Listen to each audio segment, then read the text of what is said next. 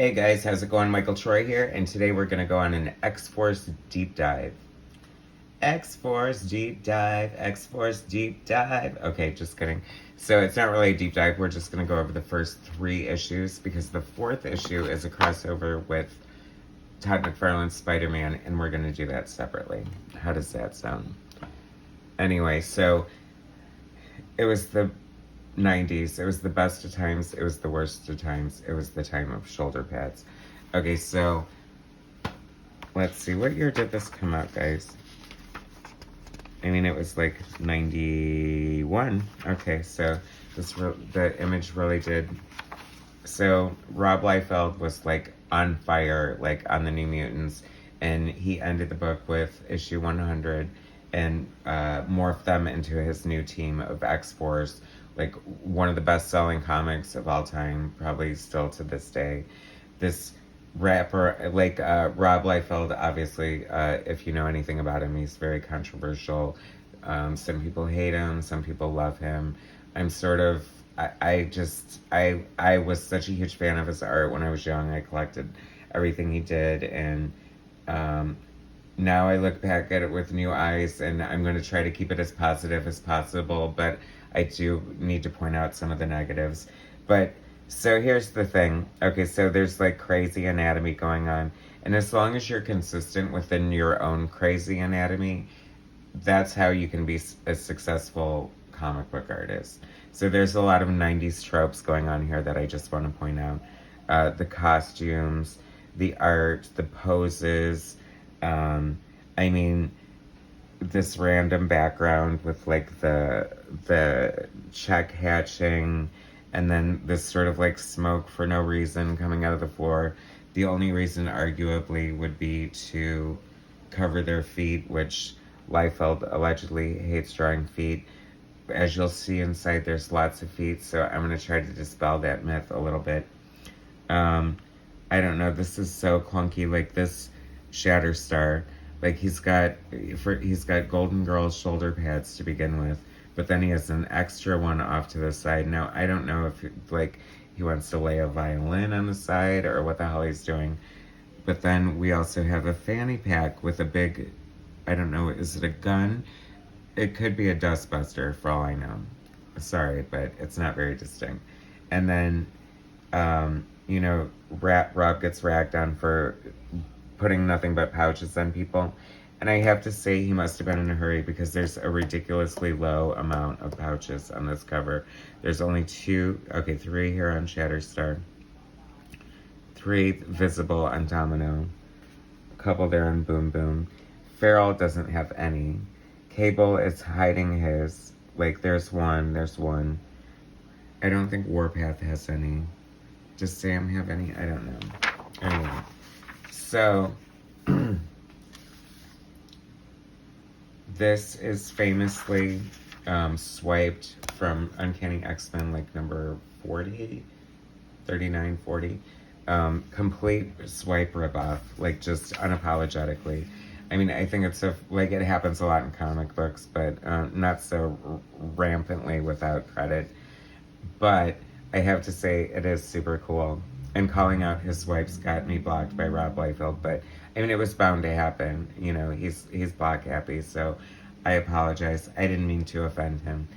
I've defended his art in the past, which chaps my ass, but I don't know. I guess I spoke out of turn. My bad. I apologize, Rob. I like your art, but hey, it is what it is, right? So anyway, as I pointed out in the past, you know that Rob does have like a Art Adams influence. There's a lot of artists breaking in after Art did, and oh my god, he's like shaped like a Buick or something. Oh, there's the pouches that we know and love. I don't know. I'm not crazy about the colors here. Brad Von Cotta. I think they were just starting to get into like, digital separations and stuff like that. But I don't know. It's not really working for me.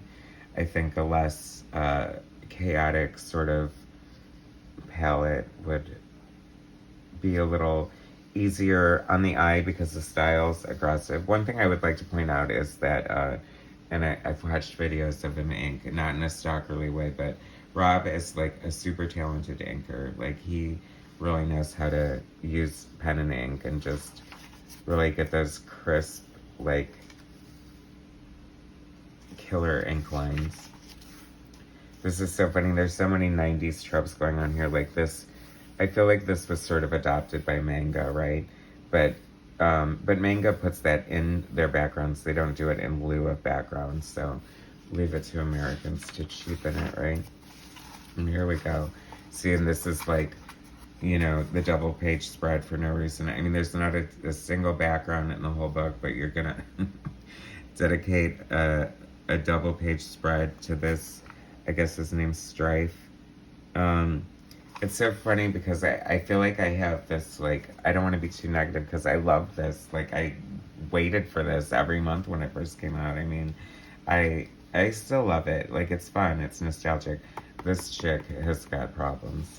That is so weird. Like, her arm is, like, super muscular, but I don't know what's going on. Anyway, here comes Farrell. Sometimes the perspective or lack thereof can be a little distracting. It looks like he's just looking like at a painting of her on the wall or something. I don't know. Or maybe she's just a big colorful pinata.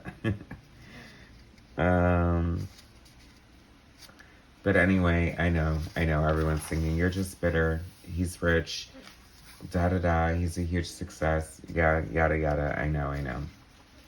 The one thing, and I'm trying to play devil's advocate here, is that one of the arguments in defense of Rob Liefeld is always, I love this page. I mean, see, he does have his merits. Like, that's an awesome killer shot of Domino. I love Domino for some reason. She's a cool character design. But anyway, people are always like, you can't deny his contribution to comic books. And honestly, I can't qualify his contributions. I mean, so he was hot for a minute and went off and started Image to make more money for himself. I mean, it was all self-serving, so I don't see, you know, it's like, what, like this bald dude with a ponytail, is this the contribution where, you know, X-Force was just a bunch of characters who were already created anyway, and he just threw in his rejected Teen Titans knockoffs, but, because he pitched the Titans and they didn't go in that direction, or some crap, I don't know. Either way, some of these designs are just killing me so much. I don't know. It looks so fruity. This, this like snowmobile camouflage. I don't know. It just looks silly. Anyway, but anyway, his contributions just don't seem undeniable to me. It's not like, I mean, Jack Kirby's contributions to comic books is undeniable. John Byrne's contribution is undeniable. This is questionable at best. You know what I mean? I mean, I don't want to knock him. Good for him. If, you know, he has this crazy great style that was hugely popular, that people were just drawn to, that I was drawn to. The X-Men #1 is coming. Look for it this August. Says Hank the Shell hanging upside down, shilling for X-Men. So that was issue 1. Here I have to say, my first issue with this issue, #2 of X-Force, is that, so it's the return of Deadpool, and Deadpool's back, but he's getting his ass kicked by this guy who, like, I can't even begin to describe what's happening with him and his, well, I don't know. It is what it is, right? But it's fun. I mean, there is an undeniable energy and sort of fun to Rob's artwork, and you have to give him that. I will give him that. I mean, sure, none of it makes sense. The anatomy is completely incorrect. Your legs can't come out of just anywhere, out of your body. They have to, I don't know. The perspective's off. The foreshortening's terrible. I hate this design. Oh my god, what the hell is that? If this is reminding me of, like, Porky Pig and his blazer, like, just being naked from the waist down. I mean, I know he's not naked, but, but they totally rip on it. And then here they are in the forest. This is just like whatever, Teen Titans Island. They're just hanging out, practicing. I mean, we get it. You're a Titans fan.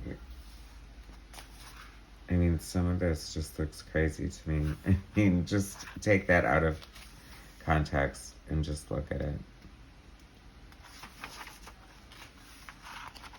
Cannonball looks like Jonathan Lipnicki here from Jerry Maguire. So I don't know why he's like when he blasts, it creates a force field around him. That's why he doesn't get hurt when he does it.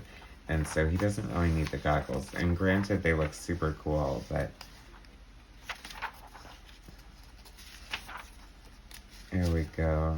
I mean, just the storytelling is so all over the place, and the anatomy, like, oh my gosh, like, what is happening here? Anyway, I know. But, you know, as Michael Kors said on Project Runway, because you can't get enough Project Runway references when you're watching a podcast about comic books, but if you're going to put your stuff out there for public consumption, you have to learn to take the criticism, the bad with the good. And I'd like to say that I have such a keen artistic eye here that I'm betting donuts to dollars. I 100% guarantee that Eric Larson inked these 2 pages. I can tell. And this one. And I have to say, it looks good. I like when artists ink other artists. It's fun. And they're here for no big reason other than to waste space or whatever. Is this just humongous shot of the Juggernaut standing in a conveniently spewed pile of clouds. All right. Part 3 of our 3-part deep dive into X-Force. So this is a cool cover, I have to say. Like, showing off some of the mad inking skills that I was talking about that Liefeld has. This is famously the page that John Byrne lampooned in She-Hulk when trying to copy Rob Liefeld's style just to ridicule it. Here's what's a little annoying to me too, is that all this action is taking place on top of the World Trade Center, and you never see the building ever. Like, you just see the top of it or whatever. Like, there's the roof, and it's like, that is such lazy storytelling and such bad comic book art. It's like, that's why it's so hard to be a good comic book artist. You have to draw everything. People have to know where they're at. I mean, you shouldn't have to, you should be able to look at a picture and know where someone's at, not having, like, absolutely no idea and having to read the captions to tell that. You know what I mean? Like here, I mean, you can tell they're on top of a building, so you should be able to tell that. But otherwise, there's just no backgrounds or super crappy rushed backgrounds. I think that is the World Trade Center there finally making an appearance. Like, you have to have an establishing shot to show, like, where you are in the story. Like, it just can't pop up later like that. I mean, it can. It's fine. I guess it's a choice. It's not a great choice, but it's just bad storytelling, if I do say so myself. I mean, I'm not saying it's easy, you know. I'm a wannabe comic book artist, and I've done comics, and my art makes me want to puke, and, you know, every panel's a struggle, but at least, I don't know. Here we go, more random clouds. Hey, it's a sign of the times. It's the 80s. And if you look at Rob's work now, it's the same shit. I mean, but hey, like I said, I mean, I don't even know what's going on with Spider-Man's body there, but it's okay. He has hog body. All right. So that is the first 3. Uh-oh. That's unfortunate if that's the World Trade Center. Anyway, so that's going to be continued in Spider-Man, and we're going to do a sequel to this video. So, thanks for watching. Let me know what you think of Rob. Love him or hate him. I mean, I do want to try to give credit where credit's due and not be 100% negative. So, please subscribe to my channel. Hit like, subscribe again. And, share my content, and I'll bring you some more soon. All right, thanks, guys.